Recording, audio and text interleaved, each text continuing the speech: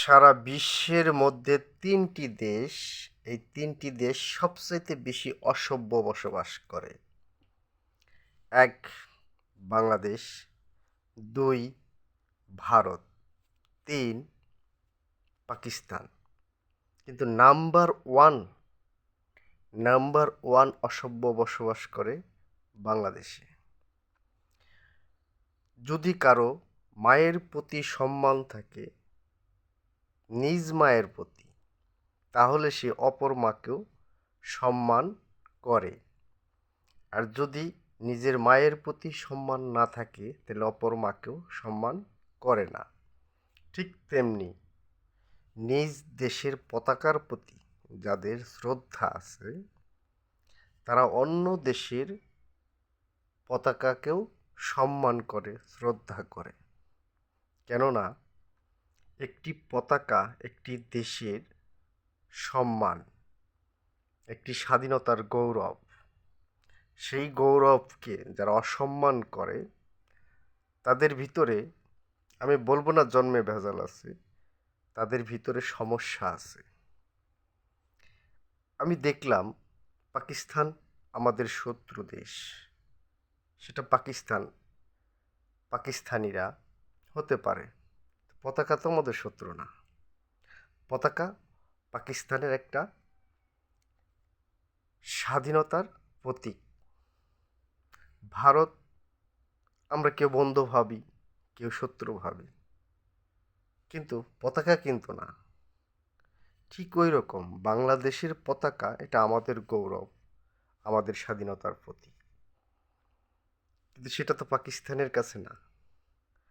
পাকিস্তান, ভারত, বাংলাদেশ, এই অসভ্যরা কি করে, পতাকাকে অসম্মানী করে, সেটাকে মাটিতে ফেলে পাড়ায়, কেউ আগুন লাগিয়ে দিয়ে পুড়ে ফেলে, কেউ বা নানান ধরনের সেটাকে অসম্মান করার চেষ্টা করে।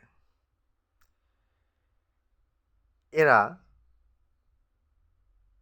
দেশকে ভালোবাসে না, এরা মাকে ভালোবাসে না দেখে অন্য মাকে সম্মান দিতে জানে না।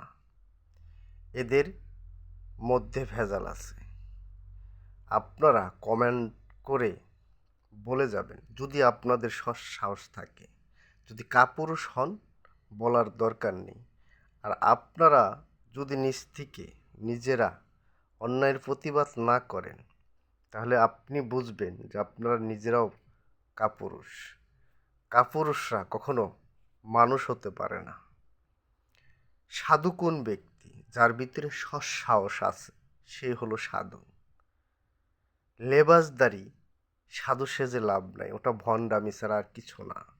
সাধু সেই ব্যক্তি যার ভিতরে সততা আছে, প্রতিবাদের ভাষা আছে, প্রতিবাদ করতে পারে, সেই প্রকৃতপক্ষে একজন সাধু বা সাধক। সত্য সহজ মানুষ তাকেই বলে। সমাজে আমি দেখি অনেক পোস্ট, সত্য পোস্ট, প্রতিবাদ করার পোস্ট, সেখানে কেউ ভয়ে কমেন্ট রাখে না। কেউ দেশ নিয়ে, বর্তমান নিয়ে কথা বললো, সেখানে কেউ কমেন্ট রাখে না। কেন ভাই? ভিতরে কি সততা নেই? আপনি কি অসৎ? আপনি কি ঘুষখোর? আপনি কি সন্ত্রাসী? যে আপনার ভিতরে সততা নেই? আছে, কিন্তু আপনি কাপুরুষ। আপনার ভিতরে যে দুর্বলতা, সেটা হলো ভয়। আর ভয় কেবলই কাপুরুষের থাকে। আশা করি আমার কথা অবশ্যই বুঝতে পারছেন। ধন্যবাদ সবাইকে। জয় হোক সকল মানবের, সকল জীবের।